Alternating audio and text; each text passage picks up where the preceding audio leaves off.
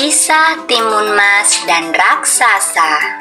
Di sebuah kampung di Jawa Tengah, hiduplah seorang janda parubaya yang bernama Mbok Srini.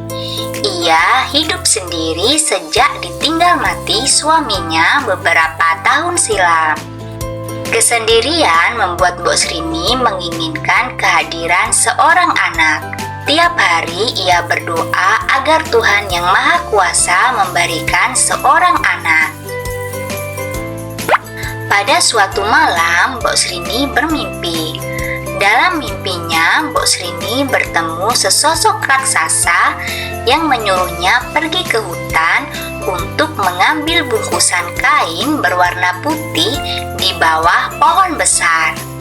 Pagi hari, Mbok Srini pergi ke hutan tempat ia biasa mencari kayu bakar. Kali ini ia penasaran dengan mimpinya tadi malam. Sesampainya di bawah pohon besar, ia menemukan bungkusan kain kecil berwarna putih berisi biji mentimun.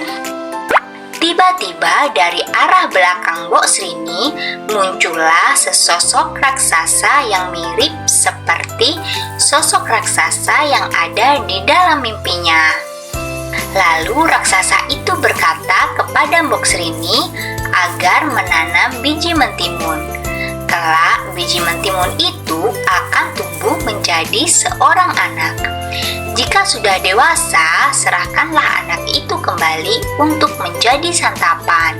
Meski masih merasakan takut yang luar biasa, setelah bertemu raksasa, Mbok Srini membawa pulang biji mentimun itu, lalu ia tanam di pekarangan rumahnya. Tiap hari biji timun itu disiram dan dirawat hingga tumbuh menjadi tanaman mentimun yang berbuah. Anehnya, buahnya hanya satu, berwarna kuning keemasan dan terus membesar hingga mencapai seukuran bayi manusia. Lalu Mbok Srini memetik buah mentimun yang sudah matang itu untuk dibawa ke dalam rumah. Setelah dibuka, ternyata di dalam buah mentimun terdapat bayi perempuan. Mbok Srini lantas memberi nama bayi tersebut dengan nama Timun Mas. Timun Mas tumbuh menjadi gadis yang cantik, cerdas, dan baik hati. Saking sayangnya kepada Timun Mas, Mbok Srini lupa bahwa ia harus menyerahkan Timun Mas kepada raksasa yang jahat untuk dijadikan santapan. Akhirnya tibalah waktu raksasa jahat mendatangi Mbok Srini. Raksasa jahat meminta agar Timun Mas segera diserahkan kepadanya.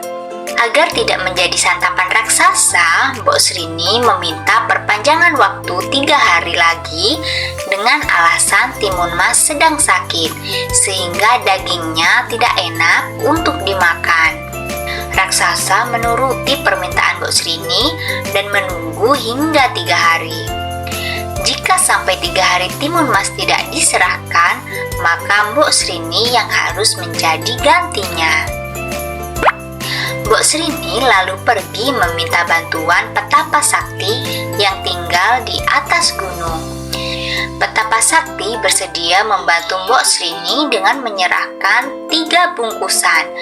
Bungkusan itu berisi biji semangka, jarum, dan petis. 3 hari berlalu, raksasa jahat kembali lagi menemui Mbok Srini untuk meminta Timun Mas agar diserahkan kepadanya. Mbok Srini tetap tidak bersedia menyerahkan Timun Mas. Raksasa jahat itu lalu mengamuk dan mengejar Timun Mas.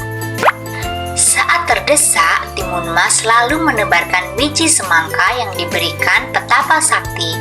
Ajaib, biji semangka yang ia tebar berubah menjadi pohon semangka raksasa yang batangnya melilit tubuh raksasa. Tetapi raksasa berhasil meloloskan diri dan terus mengejar Timun Mas. Timun Mas lalu menebar jarum yang seketika berubah menjadi rimbunan pohon bambu. Kaki raksasa jahat terluka akibat tertusuk pohon bambu yang runcing. Meski terluka tusukan pohon bambu, raksasa terus mengejar Timun Mas. Lalu Timun Mas membuka bungkusan terakhir pemberian petapa sakti. Bungkusan itu berisi petis. Setelah dituang ke tanah, petis berubah menjadi lautan lumpur panas yang merendam tubuh raksasa hingga menemui ajalnya. Timun Mas akhirnya selamat dari terkaman raksasa jahat. Bersama Mbok Srini, Timun Mas akhirnya hidup bahagia.